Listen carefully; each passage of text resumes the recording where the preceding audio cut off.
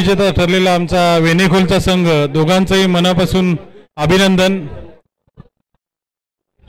आणि मला एक गोष्ट आवर्जून सांगावीशी वाटते की आपल्या या लुमणेखोल गावचे खेळाडू असतील, जसं जितू भंडारे आहे, आपण UPL जी चालू केली ती चालू करण्यामागे उरमोडीच्या नावाने, जितू आपला उरमोडीचा एक संघ उरमोडीच्या नावाने घेऊन खेळत असतो का, भागातले खेळाडू घेऊन, तर तो होता आणि अजून त्याच्यासोबत त्याच्या संघातले काही खेळाडू होते। या सर्वांनी आग्रह केला म्हणून UPL चालू झाली आणि UPL तितक्यावरच थांबलं नाही। लुमणेखोल ग्रामस्थांनी आपली UPL यशस्वी होण्यासाठी सर्वात मोठं योगदान हे लुमणेखोलचं आहे।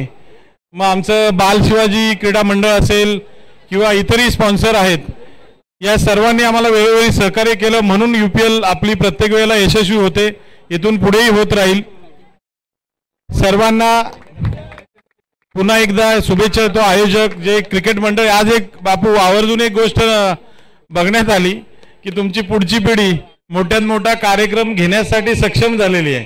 त्यांनी एवढं सुंदर नियोजन केलं, प्रत्येक बारीक सारीक गोष्टींवर त्यांचं लक्ष होतं आणि इथे झटणारी तुमची युवा पिढी आहे, म्हणजे लुमणेखोलचं भविष्य उज्ज्वल हातात आहे असं म्हणायला हरकत नाही। कुटुंबासकट सर्व आज महिलाही उपस्थित आहेत आणि छोटे छोटे खेळाडू इथे उपस्थित होते, म्हणजे नुसतं क्रिकेटच नाही तर इतरही सामाजिक कामं करण्यासाठी की तुमचं तरुण मंडळ मला वाटतं आता तयार आहे। आणि आपला हाच हेतू इथं समन्वय युवा मंच असेल किंवा उरमोडी प्रीमियर लीग, आपला हेतू हाच होता की आपण सर्वांनी एकत्र आलं पाहिजे। आणि साऊंड जरा पलीकडे फिरवा।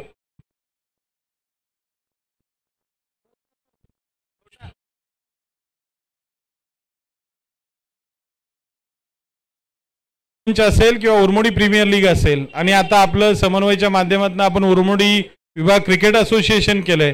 आज आपण बघतोय आपल्या भागामध्ये काही कारणास्तव स्पर्धा घ्यायला प्रत्येक आयोजक घाबरत होते, आता असोसिएशन झाल्यामुळे स्पर्धा शिस्तीत होत आहेत आणि छोटी गावंही मोठमोठ्या स्पर्धा आयोजन करत आहेत आणि त्या माध्यमातून आपल्या सर्व खेळाडूंना व्यासपीठ उपलब्ध होतंय। असोसिएशनच्या मागे आपण सर्वांनी, सर्व खेळाडूंनी नियमांचं काटेकोरपणे पालन करून एक खिलाडू वृत्तीने प्रत्येक वेळेस खेळ दाखवून आपलं असोसिएशन कसं टिकेल याच्यासाठी प्रत्येकाने प्रयत्नशील राहायचं आहे।